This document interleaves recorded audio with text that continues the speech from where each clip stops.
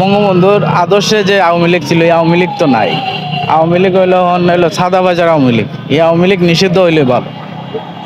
আওয়ামী লীগের আমলে মনে করেন যে দুর্নীতি চাঁদাবাজি ছিল, এটা এখন অনেকটাই কম। আমরা রাস্তাতে ব্যবসা করি, গরিব মানুষ ব্যবসা করে খাই।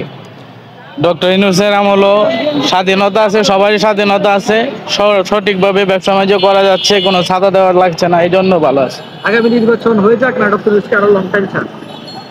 ডক্টর ইউনূস আরো কিছুদিন চালাক, দেশ আরো হোক, সংস্কার হোক, সংস্কার হওয়ার পরে হয়তো নির্বাচনের চিন্তা ভাবনা আরো 5 বছর পরে হইলে ভালো হয়।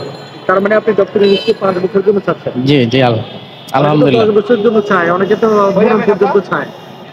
না, কমসে কম তাই, এর তো বয়স হয়ে গেছে, তো বয়স বিবেচনা করলে 5 বছরই মনে করি, আমি মনে করি 5 বছর উনি আরো তাকেও দেশের সংস্কার কিছু করে যাক, দেশের কিছু হ্যাঁ। অনেকে তো আওয়ামী লীগের নিষিদ্ধ চায়, আপনার মতামত কি?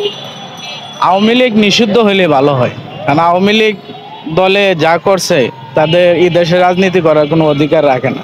কেন, তারা কি এমন করেছে যে আপনি তাদেরকে আর দেখতেই চান না? কারণ ভাই 15 বছর ধরে কোনো ভোট দিতে পারি না, এক হইলো। আগে হইলো জায়গা জায়গা চাঁদাবাজি, সন্ত্রাসী, খুন, রাহাজারি। এই কারণে আওয়ামী লীগ, হ্যাঁ, বঙ্গবন্ধুর আদর্শে যে আওয়ামী লীগ ছিল, এই আওয়ামী লীগ তো নাই। আওয়ামী লীগ হইলো সাদাবাজার আওয়ামী লীগ। এই আওয়ামী লীগ নিষিদ্ধ হইলে ভালো। জাতীয় পার্টির জিএম কাদের তো আওয়ামী লীগকে নিষিদ্ধ চায় না, তার বিষয়ে আপনার কোনো মতামত আছে? জাতীয় পার্টির জিএম কাদের হইলো আওয়ামী লীগের দালালি বলতে হয়, কারণ 15 বছর সে দালালি করছে আওয়ামী লীগের, সে তো আওয়ামী লীগের নিষিদ্ধ চাবে না, এটা তো স্বাভাবিক, এটা তো আর অস্বাভাবিক কিছু না। তিনি বর্তমানে এখানে আছেন, এখানে কি কোনো প্রকার চাঁদাবাজি হয় আপনাদের কাছ থেকে? না না, আলহামদুলিল্লাহ কোনো প্রকার কোনো চাঁদাবাজি হয় না।